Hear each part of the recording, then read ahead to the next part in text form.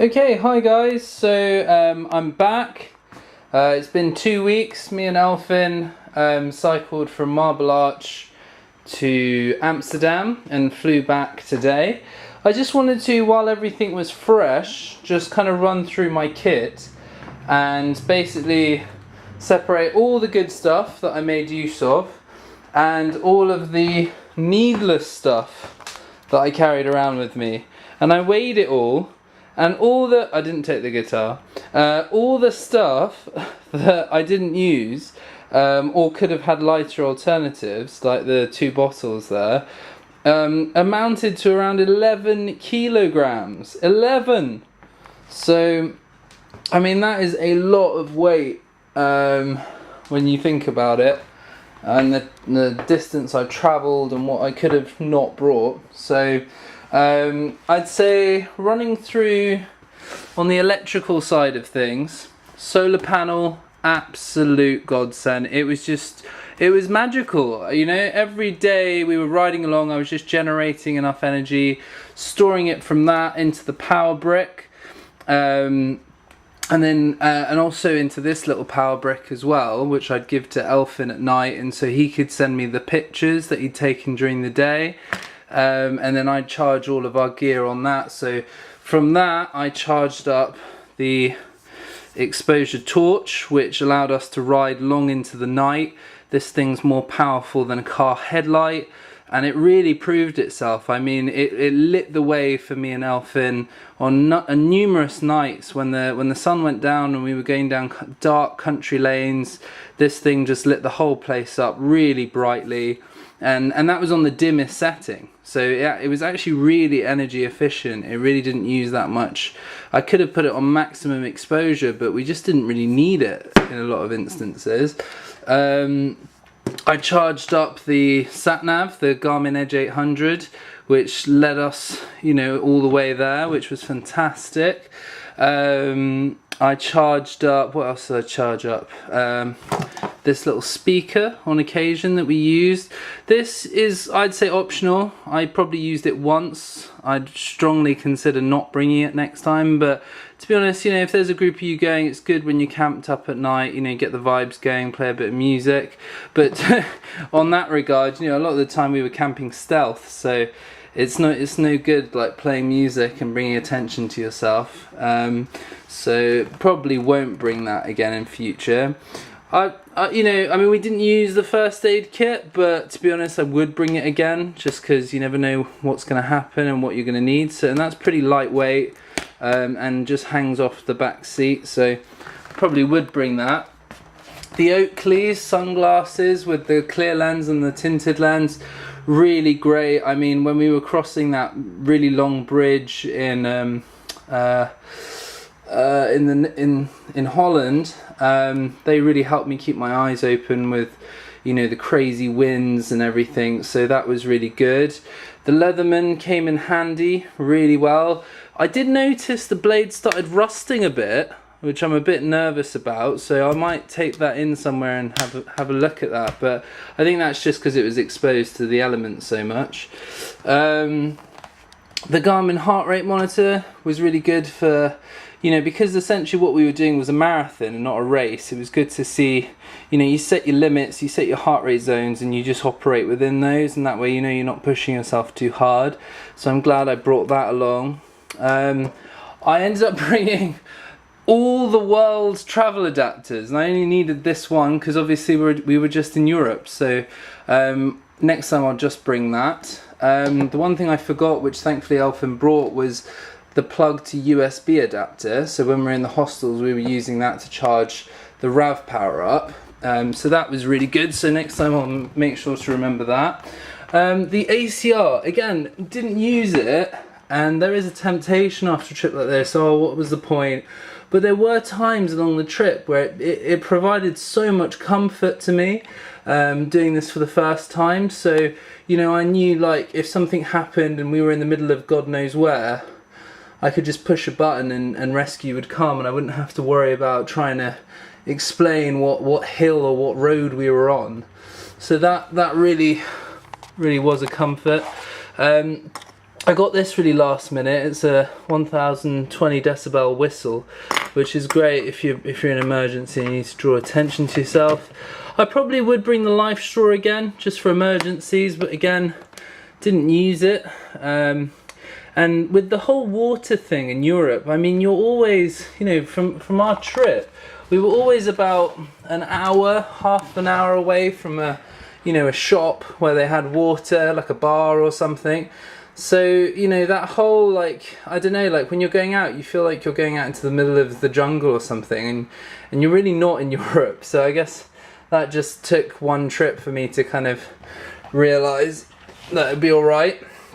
If I did have the funds, I saw there's a life straw type device that has a pump attached, which I think would probably be more beneficial in the long run, because then you can fill up your Camelback with it.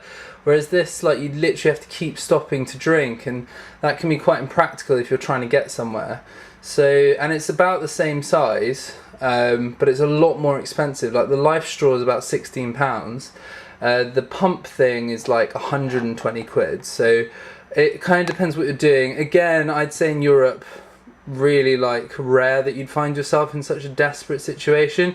And if you were that desperate and you had the ACI, you could just call for help and get home anyway. So again, like, I'm not entirely convinced with that, but I'll keep the life straw just maybe for the next trip, and then I'll ditch it after that.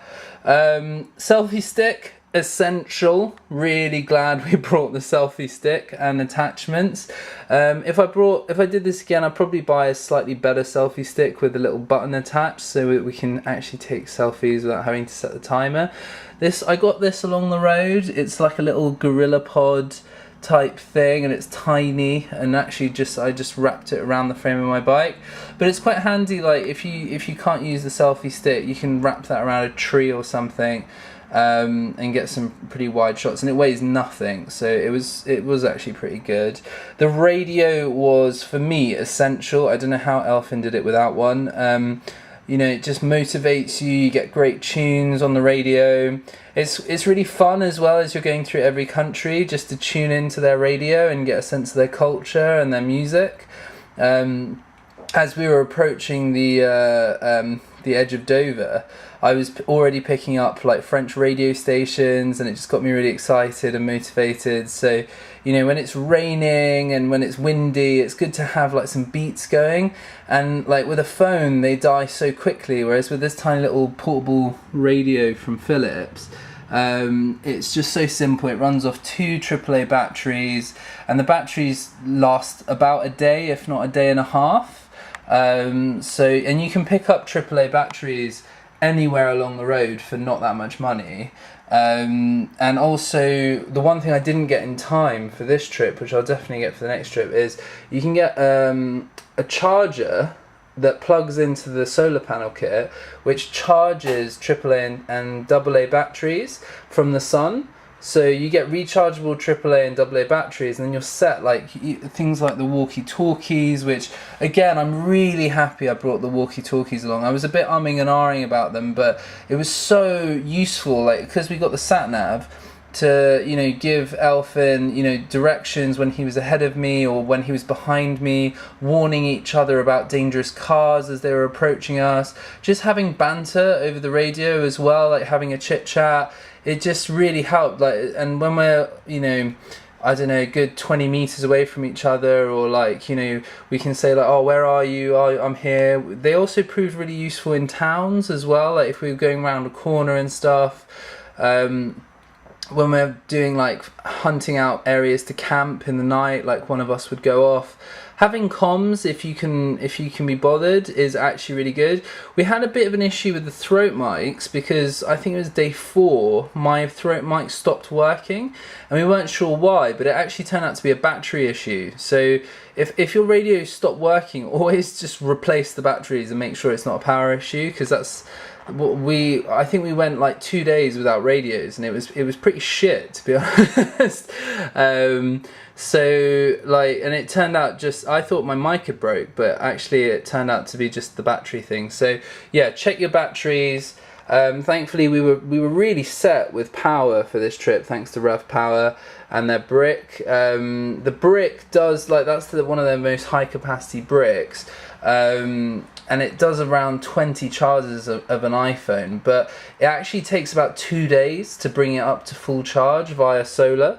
And this is Rev Power's biggest solar pack, so yeah, like, we ended up only, like, even though we were using it every day, it would only ever charge to half capacity with a day's charging, which kind of freaked me out at first. I thought it wasn't working, but it's actually plenty of energy when you think about it. Like, in an evening, I would have charged that torch, the Garmin, you know, so many things, like my little cheap eBay kind of GoPro equivalent camera here.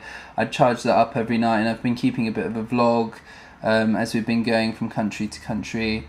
So that was really good. Next time, if we did this again, definitely bring the battery charger as well, so then I can charge up for my radio, for the walkie-talkies. So, you know, we'd be absolutely fully self-sufficient. Padlock, really important piece of kit for hostels, because a lot of hostels have lockers, so make sure you take a padlock with you. One of the things I found most surprising about this trip was how important pharmaceuticals are. Like, you realise you got your electronics, you see what the, like, important things in life, like pharmaceuticals, things like eye drops. Like, I think after the first week, Elfin got a bit of an eye infection, and these eye drops helped, like, soothe the pain a bit. And I mean, he also went for a swim in the ocean, which was quite good. So the salt water, like, cleared out his eye. But, you know, things like diuretic stoppers, didn't actually need to use those, but you can imagine how horrific, like, having diarrhea and cycling long distance can be. So having some antidiuretics, having some painkillers. Like, by the first night, my foot, because I'm quite prone to getting things like tendonitis and plantar fasciitis, so I use this on the base of my foot, which is basically it's like a bit like paracetamol cream, and you just rub it into the base of your foot, and it just sorted my foot. It's like an anti-inflammatory, and it just fixed it, and it didn't actually cause me any pain for the rest of the 2 weeks. So I'm really happy I bought that. Quite pricey, like £6, but I think some big, like, supermarkets do cheaper equivalents, but I was just stuck and I really needed it, so I bought that. Savlon, oh my word, don't leave home without it. Like, the amount of little cuts and stuff that you get, like, camping and cycling, my fingers were, like, constantly getting cut, so I was rubbing this in like nobody's business, and it kept me from getting any kind of septic, like any kind of infection or anything like that. So I'm so happy I brought that antiseptic cream, because I made good use of that. Deodorant goes without saying, like, you're doing exercise 12 hours a day for 2 weeks, bring some deodorant. That was very good. Sun cream, next time I brought 2 bottles of this stuff, 130, 150. Next time I'm only bringing 30, because you end up just not using the 50, and it was a bit of a waste. The anti-mosquito spray, really good for the night time. So, like, really happy I brought that. And the anti-bite spray as well. Really happy I brought that, because that really we got a couple of bites on the road, and we would have scratched the hell out of them had we not, well, I mean, me especially, had I not used this. It's like an antibacterial cream, so that was really useful, because it, you know, as it says, moisture in, germs out. Really helped with, you know, any kind of part of the body that was sore and stuff like that. So that was good. Vaseline, used for the lips, because you get crazy chapped lips as you're cycling for hours in the sun. So that was good. Next time I'll probably try and find one with a bit of an SPF rating on it as well, so that I don't, you know, get sunburnt on my lips, because I was a bit conscious of that. This I'm not entirely sure if I'm going to use it because it's anti-fog, and I ended up putting it into my pannier and not having it handy, and we had some pretty like heavy downpours when we got into Holland, but I kind of survived without it. It's a bit of a luxury item and it's quite big, so I'm undecided if I'll bring that again. I'm not sure. Having a little spoon handy in the front panniers of your bike is so good, because like, you know, you stop off, you get some tin food, you can just, you know, you don't have to mess around in your panniers to get your full cutlery set out. So having a little teaspoon handy is really good. Obviously toothbrush, toothpaste, floss, and some TP sticks. I know, a bit much, but I like the TP sticks, I think they work. A little mirror, and a tough one at that. This is like surrounded by metal. That was perfect for brushing my teeth, especially when we camped up for the nights. But that is pretty much like everything that I would take in terms of pharmacy. That, as well as toiletry bag. So wet wipes, chamois cream and toilet roll. Chamois cream kind of being put in this mini plastic bag so that if it did, I don't know, break or leak, it wouldn't go all over the toilet paper and everything else, making a big mess. So yeah, that was, I turned up with just bog roll and the chamois cream, and I didn't quite realise how useful wet wipes were when you're like in the middle of the bush. So don't leave home without those. They're really, really good. The travel towel was brilliant. It dried super quick. You know, literally within a couple of hours it was bone dry, so I'm really glad. And the towel weighs nothing. It literally takes up no space, so that was really good. This was amazing. Travel wash and drain stopper.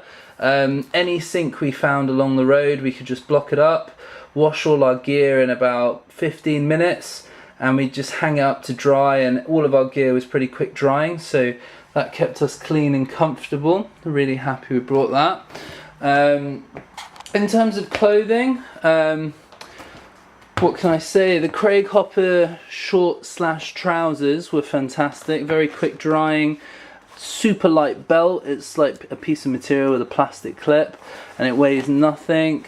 The Craig Hopper shirt, again, really, really good bit of kit, really lightweight, super fast drying, so they looked great, and they look normal as well, which is, you know, it does get pretty difficult when you're going from town to town and people do give you like odd looks when you're dressed as like some super spandex cyclist guy. So it's nice to be able to have a break from that and just get in some normal clothes. I suppose that should go there. So in terms of clothing, what have we got? We've got a pair of boxers. I brought 2 boxers. To be honest, like most of the time I was in my cycling gear where you don't wear boxers, so I probably would only take 1 pair of boxers from now on. I'd probably still take 2 pairs of socks, because socks can get a bit smelly. The Gore-Tex overshoe proved to be actually really handy. We suffered like really strong downpours in the Netherlands, so I'm really, really glad we brought, like, I brought a Gore-Tex shell. I mean, Elfin really toughed it out. Like, he only just had a jacket, so he was going bare leg through it all, which was, I think it would have been a bit much for me, to be fair. So I got the Gore-Tex shoe covers, Gore-Tex trousers, and Gore-Tex jacket. So that was like a full shell, and then my helmet here has like a Gore-Tex lid on it as well, so I was pretty Gore-Texed up. I also had this North Face fleece, which was just perfect, really quick drying, wicking, just like took all the moisture away from my skin, which was great, kept me warm. I wore it most nights when I was sleeping in my sleeping bag as well, and I didn't put anything over my legs, and sometimes my legs got a bit cold, so I'm really glad I brought that. I bought this on the road actually. It's a high-vis vest, and that was really good because I saw how like lit up Elfin was with his, and I thought that's great. Like, even with lights and stuff, it's still not ideal if you don't have like a full high vis set. Camelback, like I'm just so happy I brought this. Always having 2 litres on your back, really easy to just grab and go. People fill it up really quick. So many shops and restaurants just filled that up, and it really kept us going. Just having a steady supply of water. Never leave home without Camelback, just so good. Really, really love that. My cycling shorts, yeah, I'd probably only bring 1 pair actually from now on, and my cycling top. I brought 2 pairs thinking like, oh, one can wash and dry, but to be honest, when you're in each town, if you're having a wash day, you're just going to be like in your Craig Hopper normal clothes, washing those out and letting them dry. You're not going to have 2 pairs, so it was just pointless for me on the trip having the second pair. The flip-flops were absolutely brilliant. When you're in the middle of a field and you're looking for somewhere to go to the toilet, you don't want to be popping your boots on and stuff like that, so it's good to have flip-flops with me. The boots were amazing. These Shimano XM9 touring boots with the cleats. They're so tough, they're so rugged. They're a proper walking boot, essentially with a cleat in. So when I'm cycling along, I also got the inserts with the arch supports, the Shimano arch supports in the medium, and they really helped with the whole plantar fasciitis thing. Really supported my feet along the way, so I'm really happy I got those. And they were they're fully Gore-Tex as well. So there was a point when we were in Amsterdam, no, Rotterdam. I ended up cycling through like a 1-foot puddle, and my feet were bone dry even after cycling through that. Whereas, yeah, I would have been soaked had I not had those. So that was good. Flexi lock, definitely bring that. I've got the 1 point something kilogram kryptonite forget about it lock. Didn't really use that at all. Put it on my bike for show, but like obviously I couldn't lock it to anything when we were in the middle of a field, so just a complete waste of carriage. Like I was carrying an extra kilo for nothing the whole time. Netting, absolutely brilliant stuff. This stuff, like, you know, it hooks to the side of your bike and you can like stick shopping bags in it. You can hang wet clothes off it. It's just brilliant. I hanged the solar panels off it as well. Bungees, really useful, having 2 bungees along with you. This kind of bungee especially, that you can kind of edit, and if you tie a knot in it, you can pull it and you can actually make it shorter. So that was really good.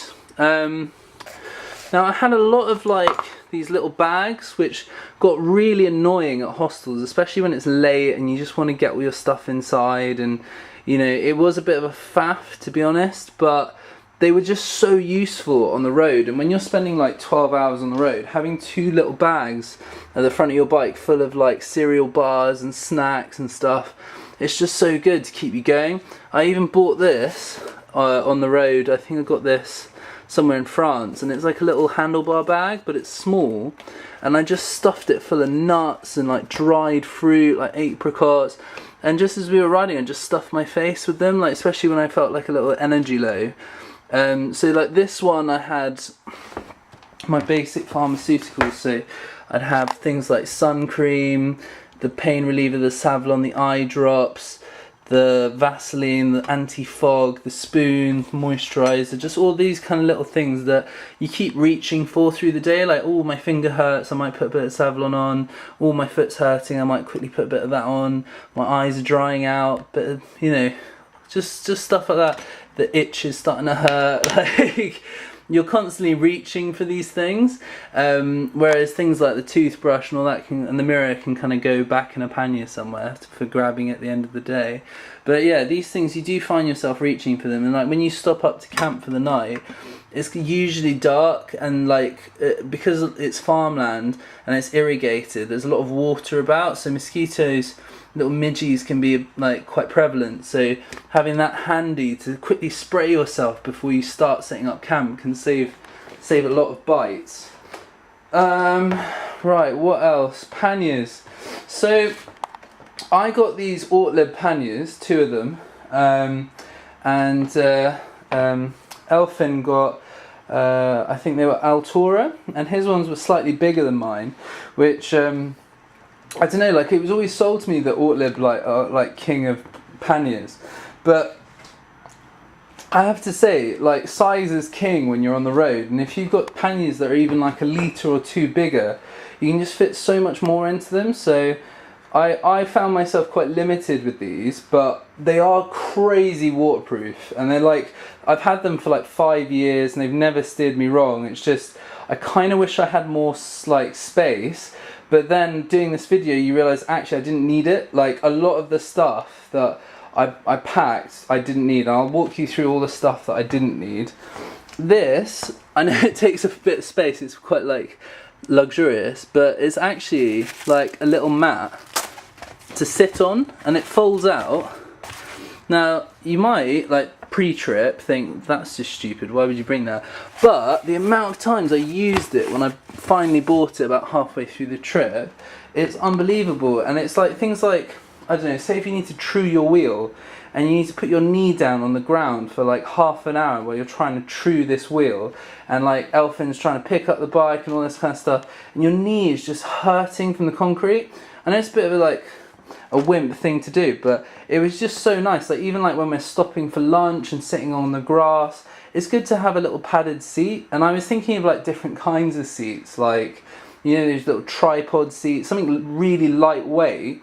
This actually turned out to be the lightest thing I could carry, because it is just a pad, and you can do it like, you can change the size of it, so it can be like a knee pad like that, or it can be like a full pad.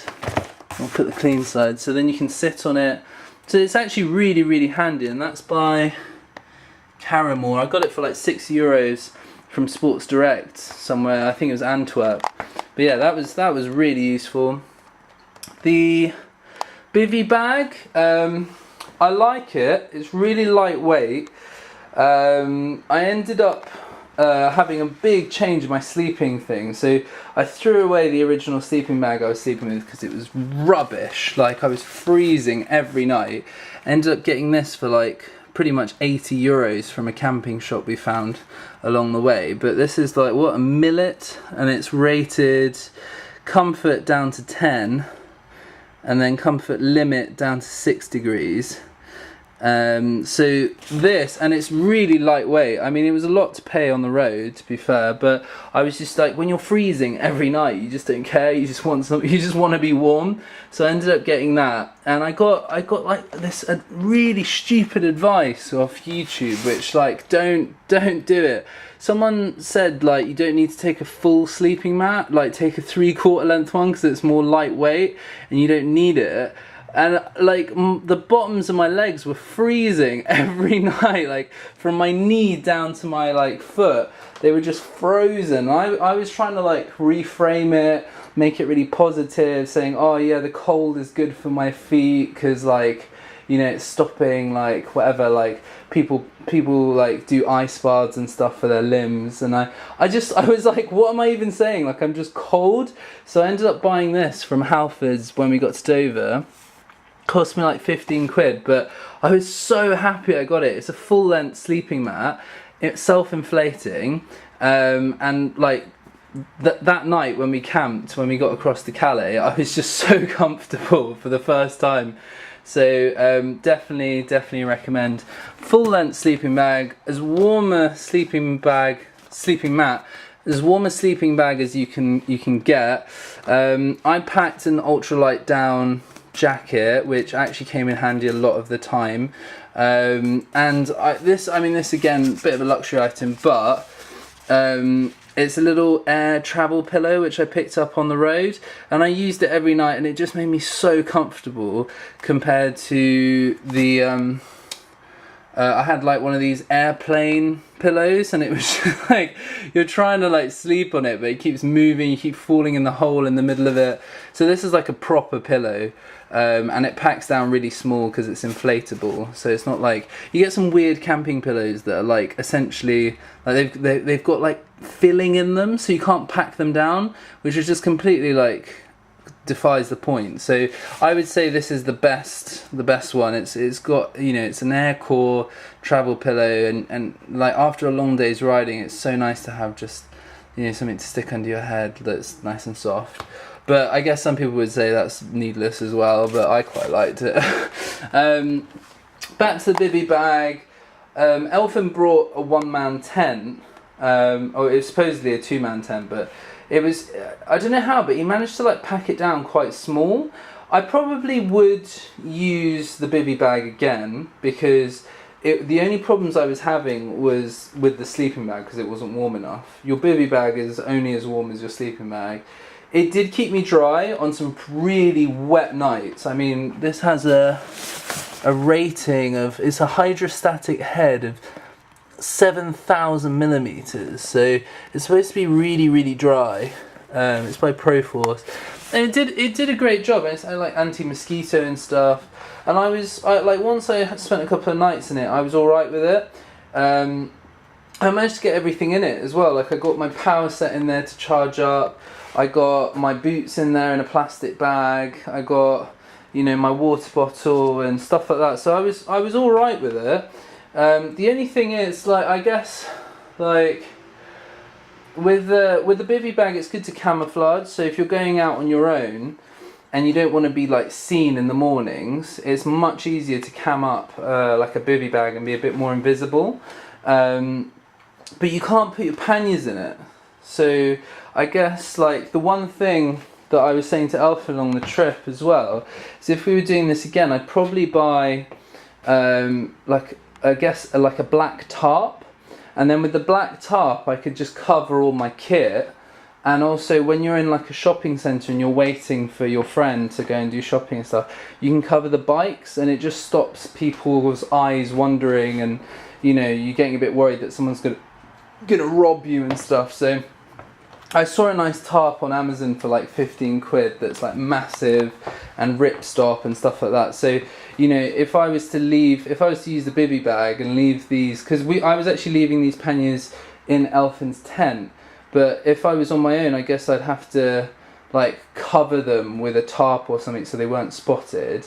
So I guess like things like that to bear in mind. Like I guess if you're doing like camping in a proper campsite, it's alright, but like even things like the headlight, the head torch was indispensable. Like that was absolutely fantastic setting up camp at night, but didn't bring a red filter, so like we were quite easily identifiable, you know, next to the road and stuff, and when we were setting up camp we were quite vulnerable.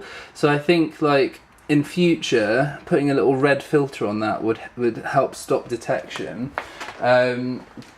And I guess the other thing is like maybe getting like black pannier bags, or just having a black tarp to throw over everything, and then covering the tarp with like a bit of camo, so like local foliage and stuff, so just to stop yourself getting spotted. But yeah, I think ultimately that is everything that I absolutely needed. Like I brought like a whole bag full of just stuff, when really all I needed was like passport, wallet and basic keys. But I'll show you like over here what all the stuff. Oh, and this bag here is just full of food that we bought in the shops, and you end up like I brought like loads of ration packs when I left off, but to be honest, like the faff of cooking and all the weight that goes with it, you're better off if you want a warm meal once in a while and just like buy it in a shop. Like cooking, oh my word, like I just didn't do it near the end. I just like, it was just a complete waste. So this is all the stuff that I did not need to bring.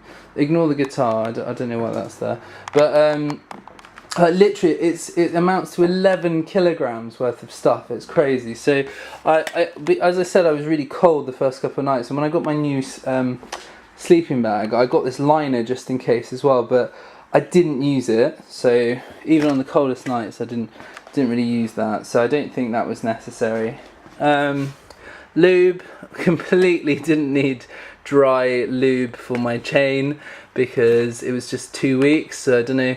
And even if it's longer, like just get lube from each shop you pass. Like we passed a bicycle shop in every town we went through. So carrying stuff like dry lube, WD-40, like it was just such a waste of energy when you think about it.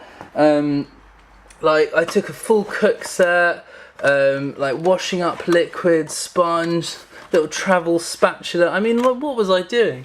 I got this bag full of like survival stuff. So if we just empty this bag out and have a look at it. Okay, so I got a compass. Like I think the compass I probably would take, because let's say all your navigation systems fail, it's been raining for 4 days, solar panels not working, and every single shop on the road has said they're unwilling to let you charge any devices. Let's say like worst case scenario, it's good to have a compass just to help you find your way somewhere, I don't know. But this, like a full survival kit with like fishing line and what have you, SAS survival guide, I mean that must weigh, like how much does that weigh? Bloody book I brought with me. A notepad, like I mean we're going through Europe, do you know what I mean? Like I really thought I was going through the jungle or something. I brought a little magnifying glass to start a fire with, like freaking splints, and like look at that, like little fire starter kit and lighter and parastring, paracord. Unnecessary. You do not need this, you're not gonna die. And the thing is, right, it's survival, yeah, I get it, but I've got this thing, right? I've got the like ACR locator thing, which, I mean, yeah, if that fails, you know, you're completely done for, but I don't know, I just feel like this was an overkill, this was my grab bag, like a worst case scenario, but I just like, I'm over prepared, I feel, with that. I took loads of these zero tablets and ended up not using hardly any of them. I certainly didn't use the caffeine one because that would have made me wobbly. This is what I was talking about earlier, like all the different world adapters. Take the world adapter for the country you're going to. I spent maybe 2 days going through like pharmacies asking for water purification tablets, none of which had them. Finally got a pack for like €16 for like 60 tablets, thinking really chuffed with myself that I can now survive the bad waters of Europe. But like, oh my word, we did not need these at all. Like every town we went through, there was a shop or a bar where they would happily fill up our water things with tap water. Tap water all over Europe, absolutely fine. Like I did not have any problems in the countries we were, oh, I can't say all over Europe, but certainly France, Belgium and Holland and England, no problems at all. Don't know why I was stressing about that. Sewing kit, picked up in a certain shop. Yeah, I mean I got a few tears on a few things, but I didn't have any time to sew, so I don't know why I bothered with that. Then this backpack for the Ortlib, didn't use it once. I thought it would come in handy, but it was just taking up tons of space, so wouldn't take that again. Kryptonite D-lock, oh my god, like how much does that weigh? Like 1 point something kilograms? Waste of energy, such a waste of energy, never use that. Don't take that. Because you're in the middle of a field, we're just locking our bikes together, and I did that with the Cryptoflex, which like, oh, I just wish I did not bring that. I brought a spare light, like what was I thinking? Just so much extra weight. A camping mug, completely unnecessary. Spare cycling clothes, as I said, like when you're stopping off in a town to wash your gear, you're going to wait around in that town anyway, and then when it's dry you're just going to use it again, so no point in a spare. Cooking set, again, no. Hay fever medicine. Now, I guess I was just lucky with the time of year, but I didn't end up using that. But if you're like a really bad hay fever sufferer, then maybe take it. I probably still would take that actually, just considering how bad my hay fever can get. So these are like keys for said lock, so I didn't need to bring any of that, which would have saved me a bit more weight. Breathing mask, so great for London. Really didn't need to carry that across, you know, our travels on Europe, so I should have just bared the trip into central London and not carried that for the whole journey. This was like a little bag full of like books and stuff like this. Freaking travel guide phrase books. Like, can you imagine how much that weighs? Like, why the heck did I bring that along? Didn't read those once. This is the travel pillow, the plain travel pillow that I used for the first 2 nights, but then I used the proper inflatable pillow, so wouldn't take that again. Definitely would take my phone. What else? This was the Factor 50 sun cream, which, as I said, I wouldn't take 2 of them. All the ration packs. Oh my god. Do not take these. Like, I took like 20 of them to start with, and Elfin had to carry them for me because I just couldn't. It fed 2 of us for like 4 days. You do not need to take that much food with you. Find food on the road, buy it, buy a warm meal at night, whatever. Don't carry food if you can help it, because it weighs so much. Food, do not carry food. I bought these 2 little travel plates that turn into bowls. What was I thinking? I mean, yeah, they're really novel and they're cool, like they pop out and turn into bowls. You think, yeah, while I'm camping they'll be really useful. Didn't use them once, okay? Don't get those.